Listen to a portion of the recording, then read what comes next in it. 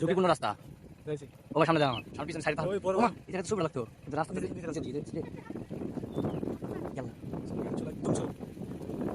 কি রাস্তা আমার কাঁপতেছে এই রাস্তায়, একদম স্লো। এই রাস্তায় নামতে আমার অবস্থা হে পিপল, আমাদের উদ্দেশ্য হচ্ছে খাগড়াছড়ি পার্বত্য জেলার রিসাং ঝর্ণা। আর এই রিসাং ঝর্ণা যাওয়ার রাস্তায় দুই পাশে দুটা হলো খাত, যেটার গভীরতা মাপা আমার পক্ষে অসম্ভব আর ভয়ঙ্কর এক অভিজ্ঞতা এই রোডে বাইক চালানোর। বাংলা প্রবাদে রয়েছে কিছু পেতে হলে দিতে হয়, আর আমি এখানে দিয়েছি ভয় বিসর্জন। ফাইনালি চলে আসছি আমরা রিসিং ঝর্ণা, না রিসিং ঝর্ণার গেট। এই যে ঘোরার জন্য টিকিট কাটলো, দেখি টিকিট গুলা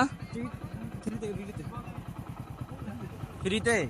বাপরে বাপ, টিকিট নাই, টিকিট কাউন্টার লাগে না। রিসাং ঝর্ণা প্রবেশ করতে কিন্তু টিকিট কাটতে হয়, আমাদেরকে টিকিট কাটতে হয় নাই, কেননা হচ্ছে আমি যে টাইমে ওখানে গেছি তখন ঝর্ণার পানি নেই, অর্থাৎ ঝর্ণার কষ্ট দুঃখ সব তখন চলে গেছে। কষ্ট দুঃখ শুরু হয় বর্ষার সিজনে। চলুন আজাইরা বক বক না করে রিসাং ঝর্ণা প্রবেশের আঁকাবাঁকা রাস্তা, চতুর্পাশের পাহাড়ের সৌন্দর্য উপভোগ করি।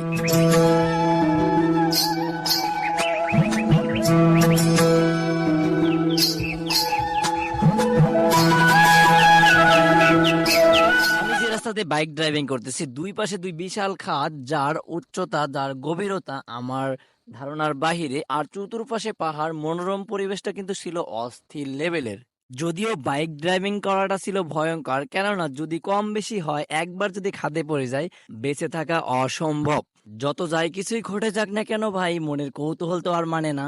এই তো চলে আসছি রিসাং ঝর্ণা ক্যাফে, জল কাব্য লেখাই আছে, এই যে সূত্র লেখা, এখানে এক দাদা বসে আছে।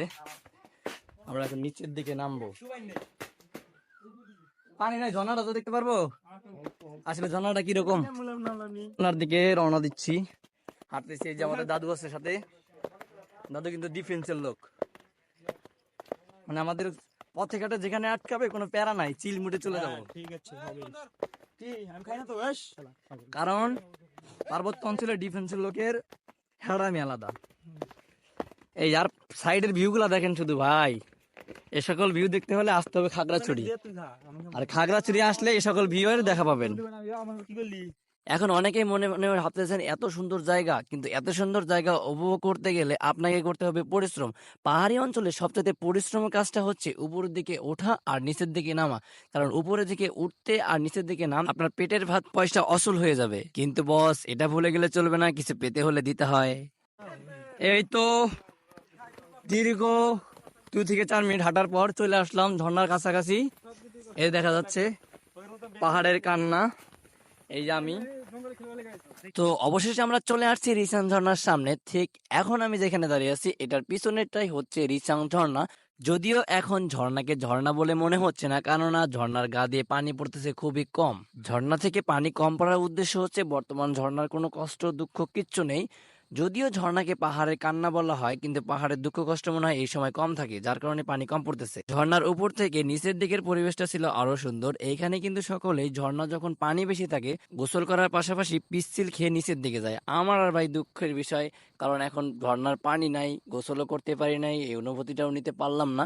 কিচ্ছু করার নাই, তাই নিচের দিকে হাইটা গেলাম, দৌড়াই আসলাম, জাস্ট এতটুকুই মজা। এখন যেটা দেখতে পারতেছেন, আমি যে ঝর্ণাটা দেখে আসছি ঠিক সেই ঝর্ণাটাই। বর্ষার সিজনে ঝর্ণার এই অবস্থা হয়ে থাকে। বাপ রে বাপ, পাহাড় থেকে এত পানি কিভাবে পড়ে ভাই। বর্তমান পাহাড়ের সৌন্দর্য অনেকটাই সৌন্দর্য বেড়ে গেছে, কেননা আমি যখন গেছিলাম তখন ছিল পাহাড়গুলো মরা মরা বলতে প্রত্যেকটি গাছের পাতা মরে গেছে বা ঝরে গেছে, যেগুলা এখন গজিয়ে গেছে, সবুজ হয়ে গেছে, যার কারণে পাহাড়ের সৌন্দর্য এখন অনেকটাই বেড়ে গিয়েছে। সো এই ছিল আজকের আজাইরা ভিডিও। Good bye.